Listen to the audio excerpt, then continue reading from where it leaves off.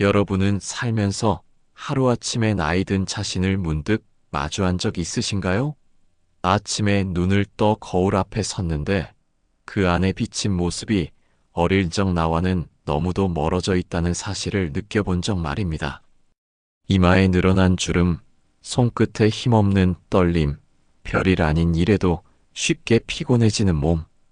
우리는 그렇게 서서히 그러나 분명하게 인생의 후반전을 살아가게 됩니다.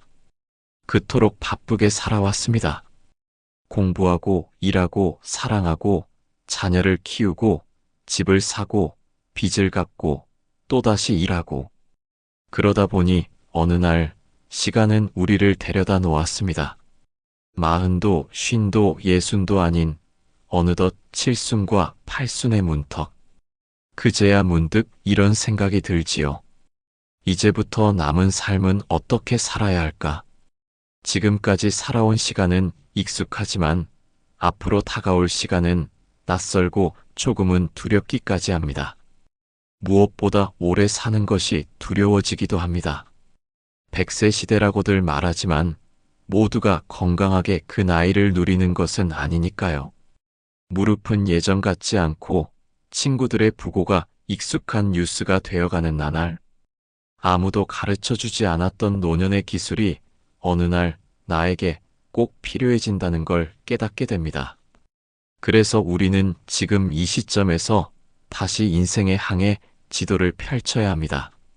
남은 삶의 방향을 정하고 무엇을 준비해야 할지를 스스로에게 물어야 합니다. 이 글은 그런 여러분을 위한 안내서입니다. 노년의 삶을 어떻게 살아야 더 의미 있고 따뜻할 수 있는지 그 실천적 철학을 함께 고민해 보려 합니다. 자, 이제부터 우리 함께 행복한 노후를 위한 지혜의 여정을 시작해 볼까요? 구독과 좋아요는 큰 힘이 됩니다. 삶을 비교하는 순간 우리는 자신을 잃어버리기 시작합니다. 젊었을 때는 그 비교가 동기였을지도 모릅니다. 친구보다 더 나은 학교에 가야 했고 직장에서 더 좋은 자리에 올라야 했으며 더 넓은 집과 더 좋은 차를 가져야만 안도했습니다. 하지만 그 끝은 언제나 허탈함이었습니다. 마치 채워지지 않는 잔에 물을 붓는 듯한 삶, 그 끝이 어디인지도 알 수 없는 경쟁에서 지쳐버린 채로 우리는 또 하루를 보냈습니다. 특히 50대 이후 비교는 더 깊은 상처로 다가옵니다. 예전에는 가졌던 능력과 에너지가 점차 줄어들면서 비교의 기준도 달라집니다. 이제는 친구의 연금액, 자녀의 직업, 손주의 유무, 병원비를 감당할 수 있는지 여부 같은 것들이 새로운 비교의 대상이 됩니다. 누군가는 퇴직 후에도 풍요로운 생활을 즐기고 있다는데 나는 왜 이렇게 쪼들리며 살아가야 하나 자책이 듭니다. 그러다 보면 자연스레 모임도 피하게 되고 사회적 관계마저 멀어지게 됩니다. 남들과의 거리를 좁히려 비교를 시작했지만 결국 그 비교는 우리를 외롭게 만듭니다. 심리학에서 말하는 사회 비교 이론은 말합니다. 우리는 스스로의 가치를 타인의 삶을 통해 측정한다고. 하지만 그 측정은 정확하지 않습니다. 우리는 겉모습만 보고 다른 이의 삶을 추정하고 자신은 더 부족하다고 여깁니다. 그러면서 자존감은 점점 낮아지고 불행감은 깊어지지요. 그러나 인생의 후반기에 접어든 우리는 이제 더 이상 그런 무의미한 경쟁에서 벗어날 자격이 있습니다. 삶을 채우는 방식은 오직 나만의 리듬과 속도로 가야 의미가 생깁니다. 타인의 성공이 나의 실패가 아니며 타인의 부유함이 곧 나의 가난을 말하는 것도 아닙니다. 비교를 멈추는 순간 우리는 비로소 자신에게 집중할 수 있습니다. 내 몸이 들려주는 작은 신호, 내 마음이 원하고 있는 것들, 그리고 무엇보다 내가 정말 소중히 여기고 싶은 것들 말입니다. 이제 삶을 다시 바라봐야 할 때입니다. 지나온 길을 후회하지 않고 남은 길을 두려워하지 않으며 내 삶의 유일한 기준은 어제보다 오늘 내가 더 나다워졌는가 하는 질문이면 충분합니다. 100세 시대라고 모두가 100세까지 사는 것은 아닙니다. 중요한 것은 얼마나 오래 사느냐가 아니라 얼마나 나답게 사느냐입니다. 사람들은 자녀를 낳으며 삶의 의미를 다시 배우기 시작합니다. 아이의 첫 울음, 첫 걸음마, 학교 입학식과 졸업식, 그리고 그들이 가정을 이루는 모습을 지켜보며 부모로서의 기쁨과 역할에 충실해 왔습니다. 그 사랑은 한도 끝도 없었고 때로는 희생이라는 이름 아래 자신의 삶을 내어주기도 했습니다. 하지만 사랑과 집착은 종이 한 장 차이입니다. 특히 자녀가 자라고 부모가 나이를 먹기 시작하면서 그 균형은 더욱 위태롭게 흔들리기 시작합니다. 노년기에 들어서면 부모는 종종 자녀에게 기대는 삶을 상상하게 됩니다. 내가 아플 때 곁을 지켜주고 외로울 때 함께 있어주며 금전적으로도 도와주기를 바라는 마음이 생깁니다. 하지만 현실은 그렇게 녹록하지 않습니다. 현대 사회는 예전과 달리 자녀도 자기 삶을 꾸려가기 바쁜 구조이며 오히려 부모를 부담으로 느끼는 경우도 드물지 않습니다. 이런 상황에서 부모가 지나친 기대를 품게 되면 실망과 상처는 필연처럼 찾아옵니다. 부모의 사랑이 너무 깊을 때 그것은 자녀에게 족쇄가 되기도 합니다. 자녀의 선택에 간섭하게 되고 스스로의 행복보다 자녀의 삶이 우선이 되면서 결국 부모도 자녀도 자유롭지 못한 관계에 갇히게 됩니다. 부모로서 해줄 수 있는 가장 큰 사랑은 바로 자녀를 독립시키는 일입니다. 결혼을 시켜주고 집을 사주며 계속해서 경제적으로 지원해주는 것이 아니라 그들이 스스로 삶을 일구고 실수하며 성장할 수 있도록 뒤에서 지켜보는 인내가 필요한 시기입니다. 심리학적으로도 경계선 세우기는 성숙한 관계를 위해 필수적입니다. 부모와 자녀는 인생의 동반자이자 각자의 삶을 살아가는 개별 존재입니다. 경계가 명확할 때 오히려 관계는 건강해집니다.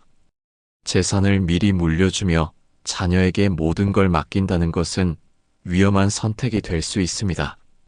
뉴스에서는 자녀에게 모든 것을 준 후 외면당하거나 쫓겨나는 노부모의 이야기를 우리는 종종 듣습니다. 이들은 자녀를 믿었지만 동시에 스스로의 삶을 놓아버린 것이기도 합니다. 지혜로운 노후는 자립에서 시작됩니다. 자녀가 아닌 연금으로 생활을 계획하고 가능하면 자산을 일시불로 주는 대신 매달 생활비로 전환하는 것이 더 현명할 수 있습니다. 이런 방식은 부모가 끝까지 스스로의 삶을 통제하고 존엄을 유지할 수 있게 돕습니다. 그리고 자녀에게도 자신만의 삶을 살아갈 수 있는 기회를 제공합니다. 자녀를 사랑하면서도 기대지 않는 삶, 그것이 진짜 독립입니다. 자녀와의 관계가 상처가 아닌 위로가 되려면 우리는 이제 부모로서의 역할에서 한 발 물러서야 합니다. 자녀를 통해 살아가는 것이 아니라 자녀와 함께 살아가야 하는 것입니다.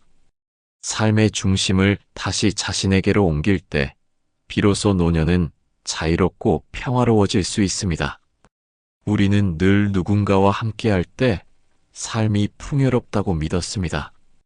친구와 가족, 연인과 동료, 이들과 나누는 이야기와 식사, 기쁨과 슬픔을 함께하는 시간이야말로 인간다움의 정수라고 배워왔습니다.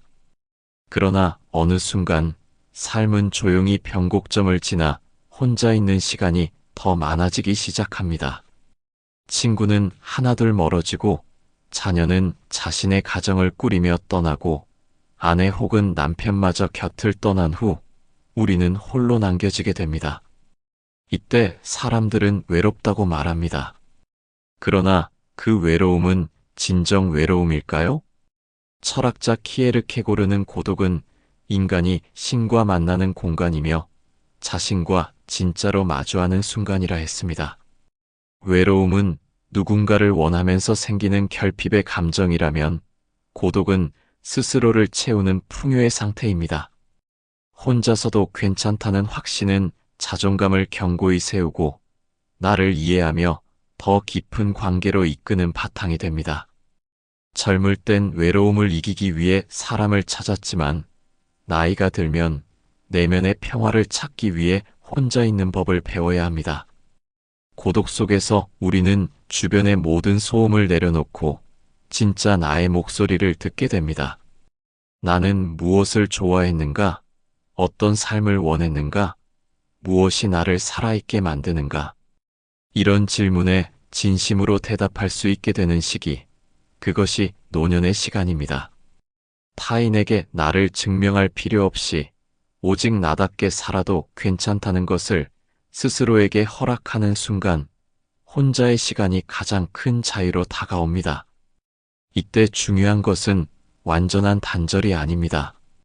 느슨하지만 정감 있는 관계, 이름은 몰라도 서로를 알아보는 단골 카페의 주인, 운동시설의 트레이너, 동네 노인정의 반가운 얼굴들. 이런 관계들은 깊지 않아도 삶의 온기를 불어넣습니다.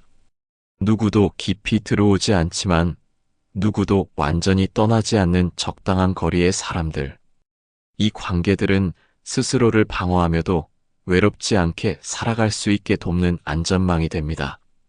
사람은 결국 혼자 태어나 혼자 죽습니다. 그러나 그 사이의 시간, 혼자여도 외롭지 않고 함께여도 자기 자신을 잃지 않는 법을 배운 사람은 어떤 상황 속에서도 단단합니다.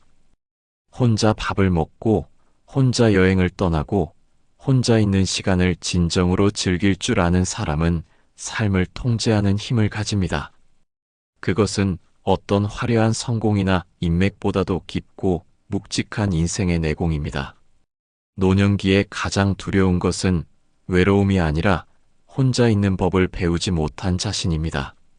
혼자 있는 시간을 견디지 못하면 결국 누군가에게 기대게 되고 그것이 반복되면 어느 순간 그 기대는 짐이 되어버립니다.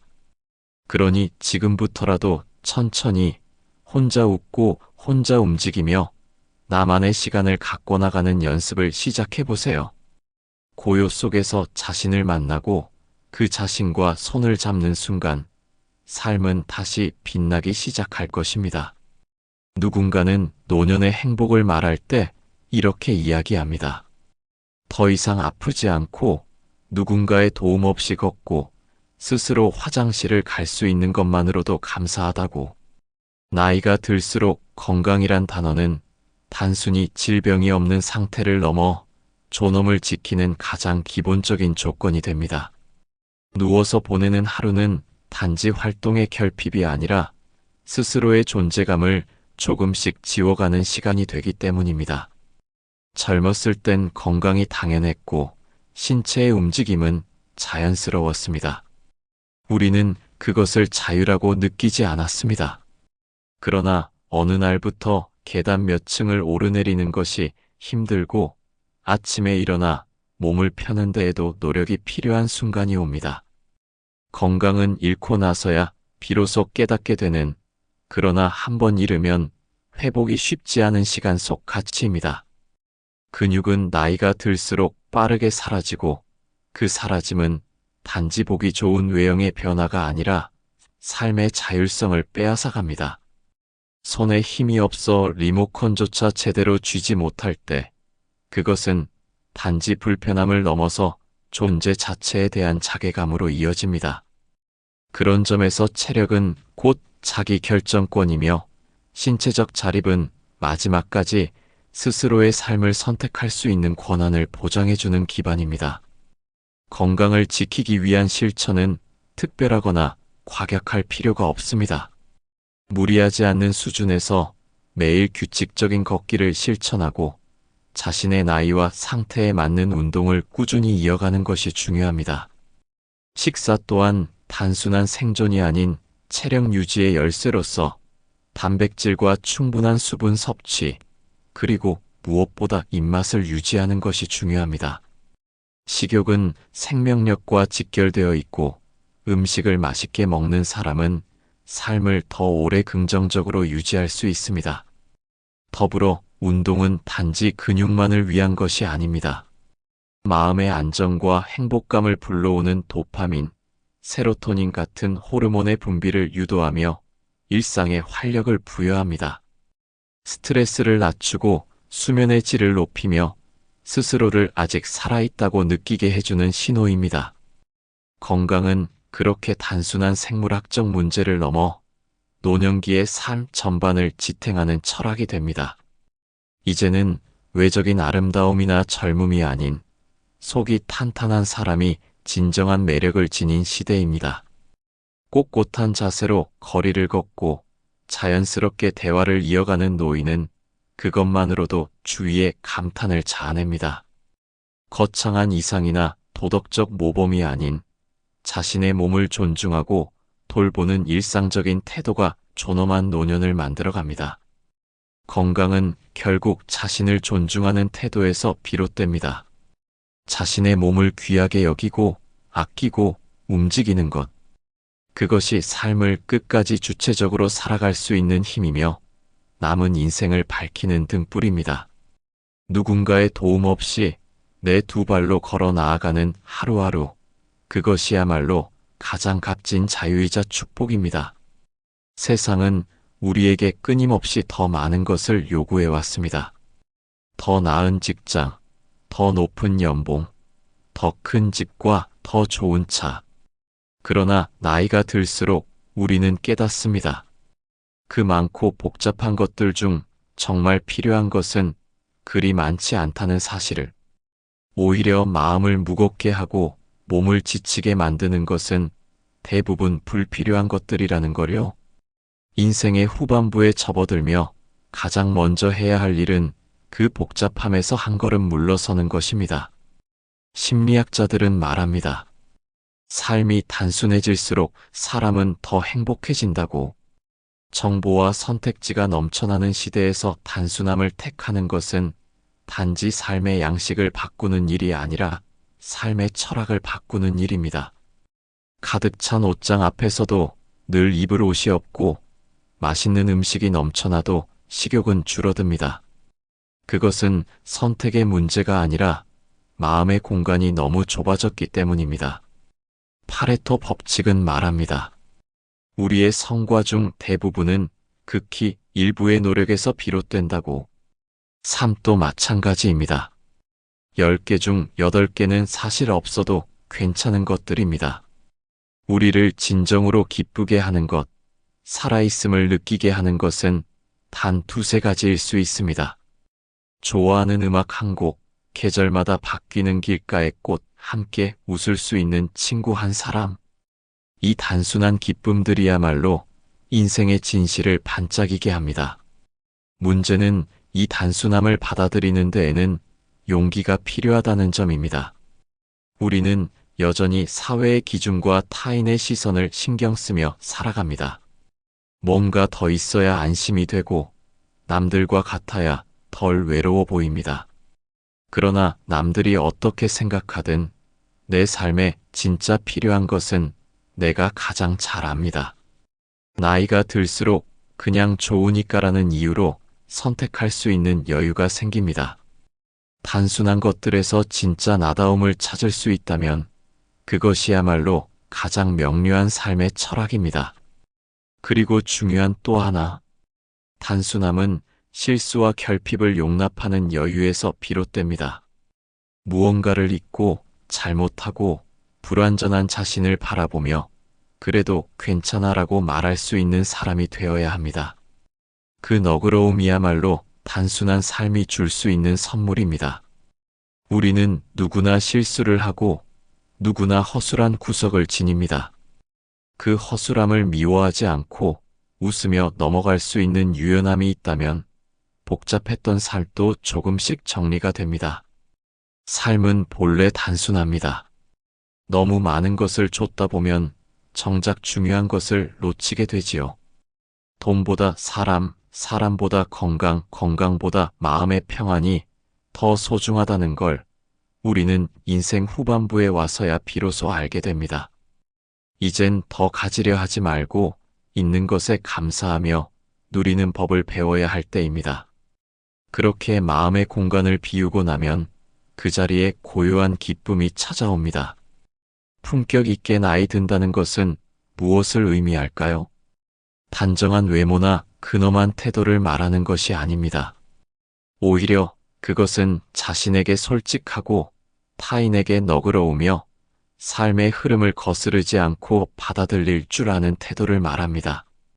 젊은 날엔 자신을 증명하기 위해 고군분투했다면 노년엔 더 이상 증명하지 않아도 되는 해방이 찾아옵니다. 그 해방은 책임과 의무에서 벗어난 자유이자 나답게 살아갈 수 있는 기회의 시간입니다. 이제 우리는 그동안 꾹 참고 미뤄두었던 나를 만나야 합니다. 하고 싶었던 취미, 읽고 싶었던 책, 걸어보고 싶었던 거리. 그것들이 삶을 다시 따뜻하게 데워줍니다. 이때 가장 중요한 것은 다른 누구도 아닌 바로 자신과의 관계입니다. 외부의 기대와 평가로부터 자유로워진 이 시기야말로 진짜 자신으로 살아갈 수 있는 시간이기 때문입니다. 나이 든다는 것은 기억이 흐릿해지고 몸이 예전 같지 않음을 받아들이는 일입니다. 하지만 그 안에는 세상을 보는 눈이 깊어지고 작은 일에도 감사할 수 있는 마음이 자라나는 선물이 함께 따라옵니다. 사람들은 결국 죽음을 앞두고 대부분 비슷한 후회를 남깁니다. 더 사랑하지 못한 것, 더 웃지 못한 것, 더 자신답게 살지 못한 것. 이 후회들이 반복되지 않도록 지금 이 순간을 진심으로 살아야 합니다. 좋은 친구 한 사람과 따뜻한 밥 한 끼를 나누는 시간이 인생 최고의 기쁨이 될 수 있습니다. 건강한 다리로 걷고 눈부신 햇살을 느끼며 계절의 변화를 체험할 수 있는 하루하루가 얼마나 소중한지 알게 됩니다.